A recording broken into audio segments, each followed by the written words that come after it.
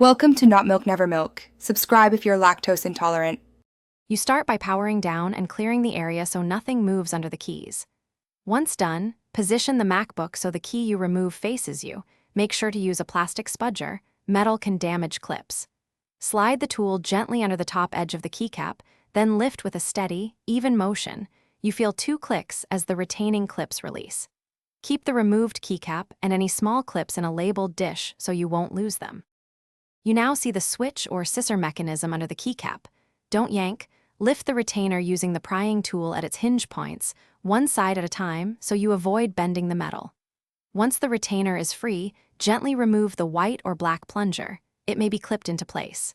Take a close photo to record orientation, because these small parts fit only one way. If there's debris, blow it out or use compressed air. Make sure nothing remains before you reassemble. You finish by reinstalling the plunger first, placing it precisely into its slot so the little hooks engage. Then align the keycap over the retainer and press evenly until it clicks. After reassembly, power on and test the key for travel and responsiveness.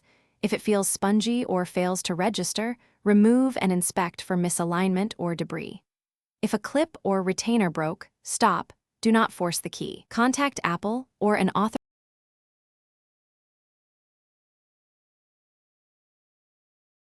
Thanks for watching. If this was helpful, leave a like and consider subscribing. See you next time.